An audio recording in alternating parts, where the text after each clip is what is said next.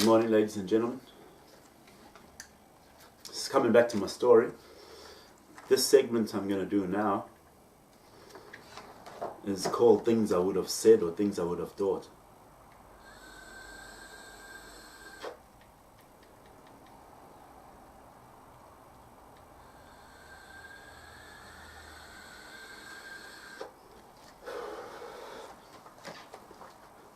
Okay, I want you to remember this. The story I've told you is about the last, since 2011. I'm up to 2017 now in the story. Just past halfway through 2017, I've just found out that I've been labelled a rapist, a pedophile, a pervert, a peeping Tom, an armed robber. I've lost my houses, cars, my kids for longer. I've been exploited, had my privacy invaded, been isolated and treated like an idiot by my family and friends and everybody.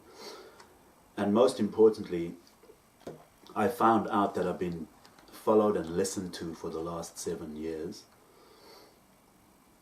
by, whether it be the police, the mental health system, the health system, because they thought I was a rapist, a sexual assaultist and a pedophile. For my wife, they assume I'm a rapist, Mervy Badawi. For Charlene Taylor, and for Hayley Miles. So basically,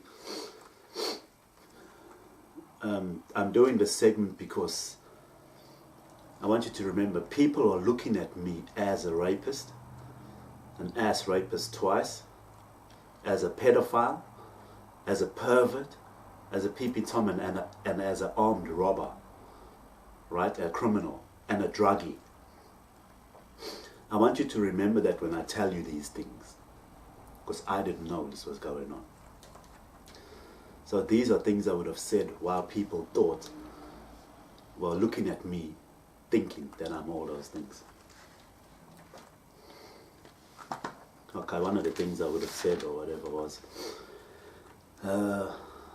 like if I saw a couple walking with the dog or a girl walking with the dog, I would have went, fucking hell, which one's the dog? You know? With people walking dogs, it's just a joke, you know, because dogs are so cute and that kind of stuff. So I would have said, fuck, which one's the dog? Basically calling them ugly or whatever. I would have said something like, oh, fucking fat cunt, you know?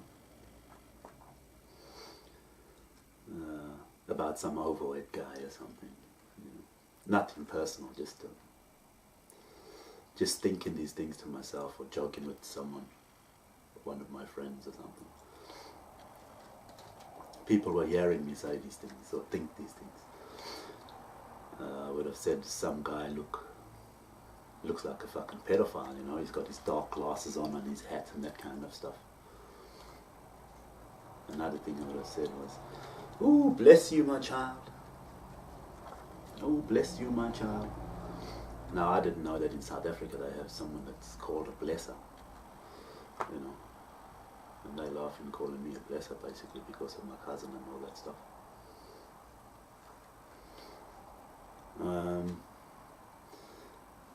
I also would have said something like, have you ever had your shit pushed in?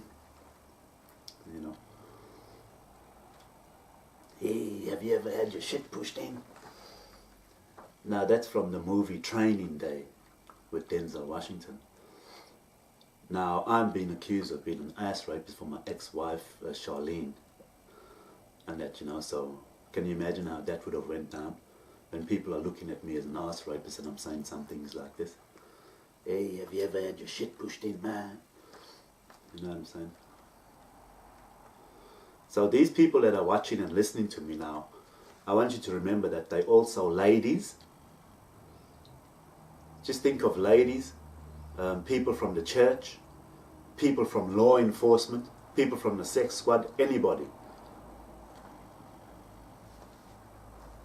So can you imagine if I'm saying stuff like this and they can hear me? Which they have been. They've been listening to me saying stuff like this.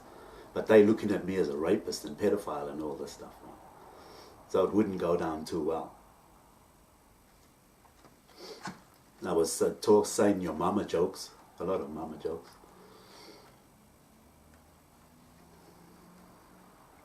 I was talking about my mother's drinking and her excuses for not going to places because she drank too much the night before. And that I was saying she should see her friends more because I didn't think that my mother saw her friends enough, you know. Maybe she was depressed, I don't know. I was talking about anal sex, talking about how it's more special to do it with someone who doesn't get paid.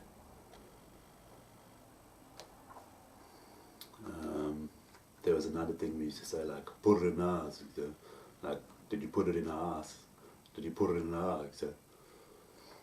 You know, and that was a joke from Ravensthorpe when I was working with a bunch of South African guys in about 2006 or so, you know. And we used to laugh because of the way they used to say it. But it had nothing to do with anybody. But like I said, people were looking at me as an arse rapist for my wife and Charlene and that. So when I'm saying things like this, can you imagine what people are thinking?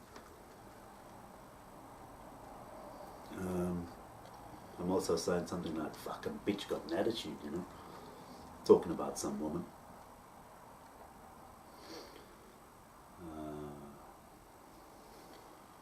I was also talking about Aboriginals, Noongas, whatever you want to call it, breaking into my house. You know, I was talking about not having any good memories of interacting with Aboriginal people. You know what I'm saying? I caught one guy, I woke up and he was in my room in Vic Park. I woke up and he was running out my room with my jewelry. He had broken into the window and that kind of stuff. He had broken in through the window. And I saw him just before he crossed the road and went into his house. He was my neighbor, basically. Yeah. And I ran out with my nunchucks and I ended up getting my jewelry back off him. Another Aboriginal guy, one of Gary Miles's friends, he was, we were drinking beers together and he was fine. All of a sudden he had like 2 shots of vodka and then he was a complete animal. Arsehole, he wanted to fight with us and everything, you know. He lost the plot. Another guy was chasing me around in the car, wanting to beat me up, and he's got kids in the car and all that stuff. So I was talking about not having many good experiences with Aboriginal people. It's nothing personal to any Aboriginal, it's just my experiences with some people. I was talking about my mum drinking and talking the same stuff all the time, you know, about her ex-husband, which is my dad, and that kind of stuff. I was talking about Celice killing my chilli tree. When I had split up with my wife, I went away to work and I had grown some chilies. And a couple of chilies came out nice, you know, one long chili hanging off the tree. And I asked Celice to look after it when I went to work, and I came back and my chili tree was dead, you know. So I always said, I asked her to look after my chili tree. You know, easy job, and I came back from work and the chili was dead, you know. So I didn't know that people were listening to me and taking offense, you know what I'm saying, to all these things that I'm saying to myself or thinking. Because the system can hear what I'm thinking, yeah. And they've heard me say some of these things. Well, all of these things. And they're not looking at me as a very nice person.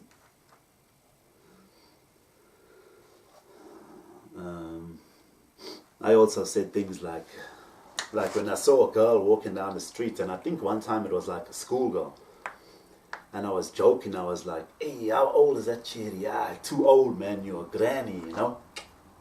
Hey, too old. And she was only like 16 or something, but I was joking, you know what I mean? Little did I know, people are looking at me as a potential pedophile as well. A rapist, pedophile, and I'm saying things like this. See, I didn't know this. I didn't know people were looking at me like that. So this is just me being funny, comical, or talking about real experiences in my life.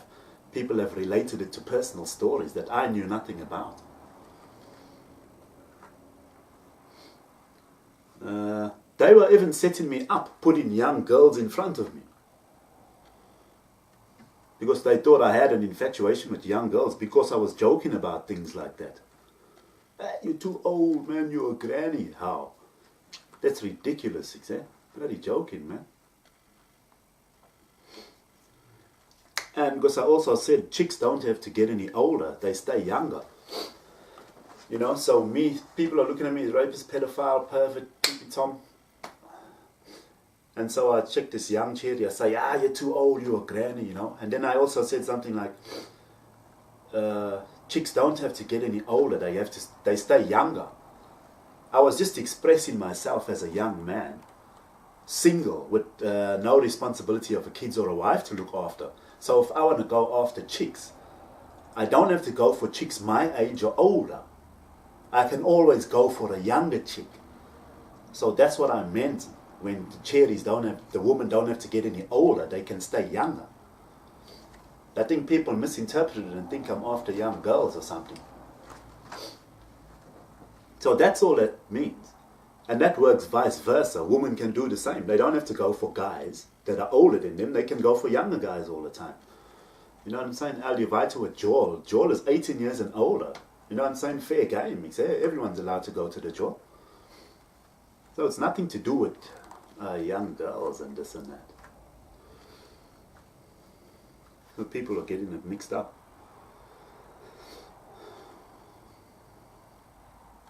I would have also said something like, hey, if you buy that cherry, hey, you're up for a free rape charge, you know what I'm saying? You're looking for a free rape charge, bruh. So what I mean is, because the woman's dressed quite slutty, you know, so it's kind of like a joke. It's a joke, you know, so when you see a woman dressed really slutty and you're like, hey, I'd be careful, you might be up for a free rape charge, you know what I'm saying? Because she's like attracting guys and this and that, and you don't know who she is, you know what I mean? You know what I'm saying? Because of the way she's dressed, that's all it means. She's dressed a bit slutty, hey, you might be up for a free rape charge. So people are looking at me as an actual rapist, yeah. Assuming I'm a rapist and I'm saying things like this. This is a joke. So can you imagine how that's going down? I would have also said something like, hey, there's one for the wank bank. You know, like if you see a cherry and her breasts are hanging out or something, or if you catch an upskirt shot of some cherry's panties somewhere when you're going out somewhere or whatever, you know. It's like the guys used to say, hey, there's one for the bank, you know, one for the wank bank, like for your memory kind of thing. It's a joke. You know what I mean? So people, because I had these upskirt photos in my phone from 2010 and a photo of this other cherry, so people related it. You know, when I said something like that, hey, there's one for the wank bank, so they think I'm a pervert now as well, you see? Because they're relating it to photos I had and other things I said.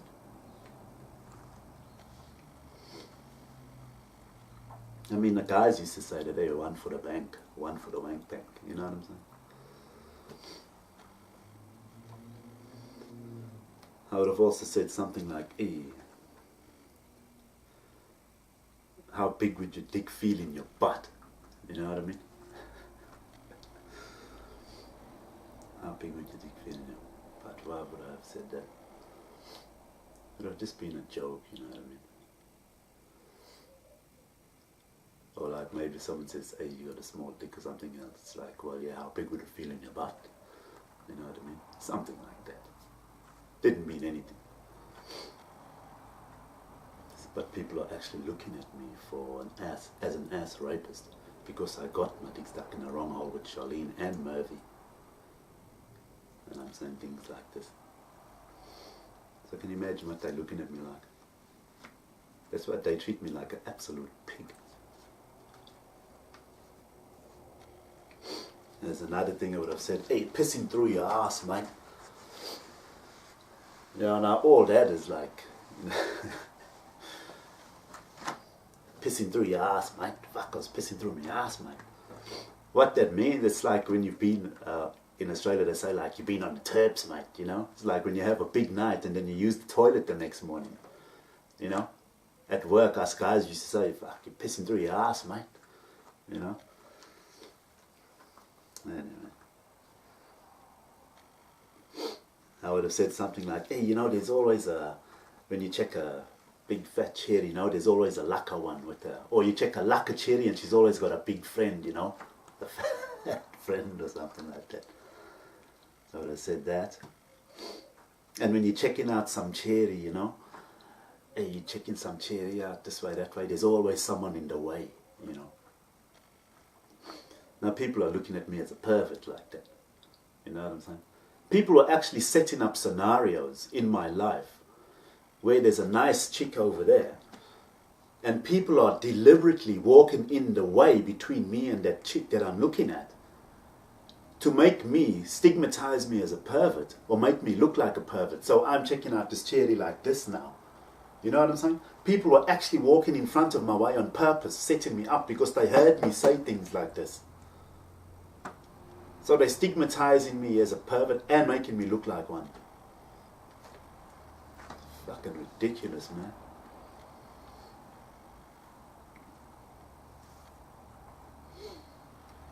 I also said things like, you know, when you tell people, hey, yeah, nah, you're good, man, you sound good. Like if they're singing or playing soccer or whatever, you know. I said that some people should just tell them the truth and say, you know what? Maybe you should find another sport to play, son, or whatever, because you're not that good at basketball or whatever, or you don't sound that good singing, you know what? Maybe think of another hobby. You know, but people took it in a malicious way. You know what I'm saying? They took everything out of context. I would have said something like, who's the father of the baby? You know, talking about other people's lives and scenarios. Little did I know they're all looking at me and my life and scenarios and judging me. Now me with my cousin Haley, I'm saying things like, who's the father of the baby? They think I don't want to claim paternity of the child and this and that and everything. So can you imagine now what they're looking at me like? Like, oh, this song. Who's the father of the baby and all this that? You haven't even handled your business yet. I didn't know people were looking at me with all these accusations in mind. And my own personal business. I'm just being myself and joking around with people or to myself. But people are looking at me as the bad guy, you know what I'm saying? So it's not going too well, they're judging me. And I realized why they treat me like crap. Because when I was saying all these things, they were already thinking I'm an arsehole.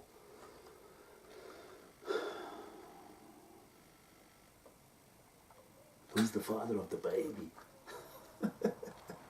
And they thought I was denying being the father of Lorenzo, my son. And I'm also saying things like, every kid needs a father. You know, when I saw a lukka cherry with a lighty and that, you know, and I'd be like, it's yours, you know, hey, every kid needs a father. And they're looking at me, not claiming paternity of Lorenzo and all this nonsense. You know what I'm saying? Unbelievable.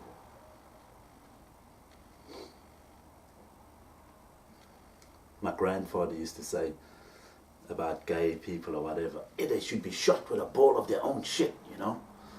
So I always say that as a joke to myself or with whoever's around, hey, they should be shot with a ball of their own shit. My grandfather used to say that. So it's just something that reminds me of my grandfather in a very comical way. It's nothing personal. So the people that have been listening to me are taking it personally. You know, people have been invading my privacy and they're taking my sense of humor personally and relating it to my personal life of things other people have accused me of.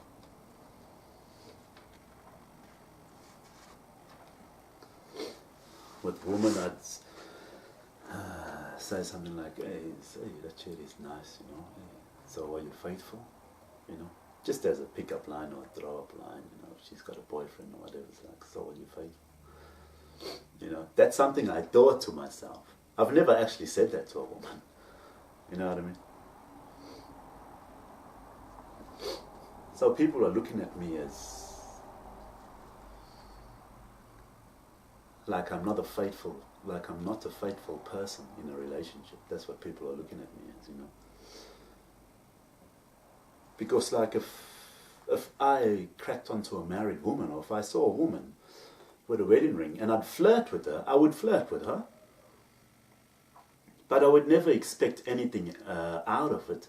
And if I did, that's okay. If I did get something out of it, that's okay. I'm allowed to flirt with a married woman. I'm allowed to be myself out in public and anywhere. You know what I'm saying? Because your fidelity is not my responsibility. You know what I'm saying? And it's also like if I take my friend David John or my brother Byron or ever out with me and I'm single and I'm like, hey, shot, if I check some cherries, they say do this and that or whatever. You know what I'm saying? Your fidelity is not my responsibility. I'm allowed to take you and have a good time with you. You married, you're married, so you're committed to your wife. But at the end of the day, your fidelity is not my responsibility. I'm still allowed to be me, you know. So I can flirt with a married woman, and if anything comes out of that, it's not my responsibility, it's yours. You know what I'm saying? And people are looking at me as a bad guy because I would flirt with a married woman. Why am I the bad guy for that? That's normal. To me, that's normal. It's not normal every day, but if the situation arose in a nightclub or somewhere else, that would be quite normal. You know what I'm saying? Because you're always hearing stories about people. Hey, this